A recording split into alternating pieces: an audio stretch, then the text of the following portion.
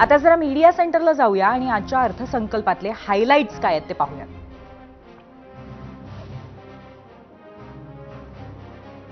अर्थसंकल्पामध्ये कुणाकुणाला काय मिळालंय आपण बघतोय।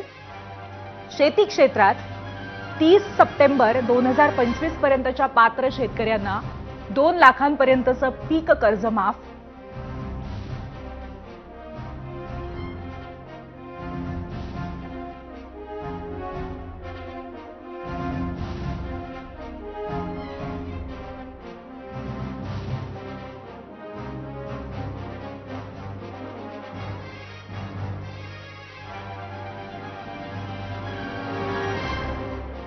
परतफेड करणाऱ्या शेतकऱ्यांना 50,000 रुपयांपर्यंत प्रोत्साहनपर लाभ।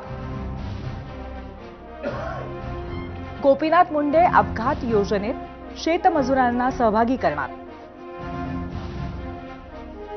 4 वर्षात भांडवली गुंतवणूक वाढवून पायाभूत सुविधा निर्माण केल्या जातील।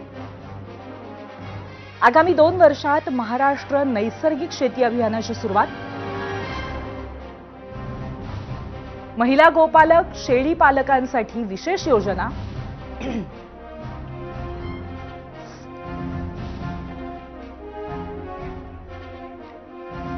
आता पायाभूत सुविधांमधल्या योजना बघतोय।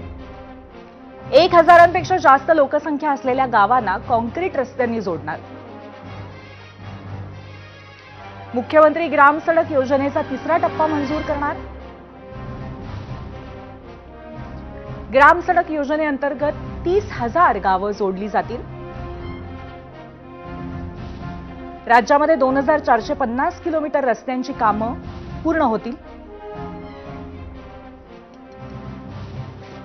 आज घडीला 23,000 पुलांचं काम हाती घेण्यात आलेलं आहे।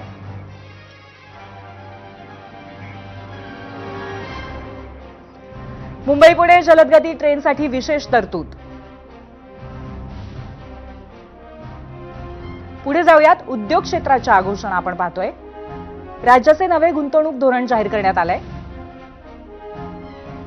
प्रत्येक जिल्ह्यात सूक्ष्म आणि लघु केंद्र स्थापन केलं जाईल। सूक्ष्म लघु आणि मध्य उद्योग केंद्र उभारण्यात येणार आहे। प्रधानमंत्री सौर योजनेअंतर्गत रूफटॉप सोलर,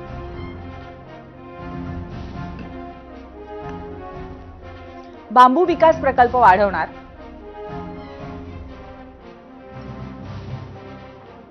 परकीय गुंतवणुकीमध्ये महाराष्ट्र अव्वल कसा होईल याकडे लक्ष केंद्रित केलं जाईल।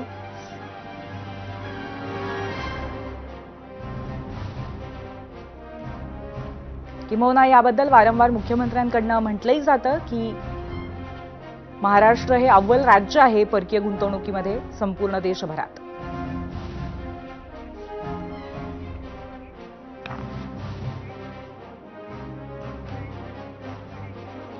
आणि विरोधकांकडनं सातत्याने लक्ष केल्या जाणाऱ्या लाडकी बहीण योजनेवरतीही मुख्यमंत्र्यांनी स्पष्टीकरण दिलंय। लाडकी बहीण योजनेमुळे तिजोरीवरती मोठा भार पडल्याची ओरड होत असतानाच ही योजना बंद होणार नसल्याचं मुख्यमंत्र्यांनी म्हटलंय।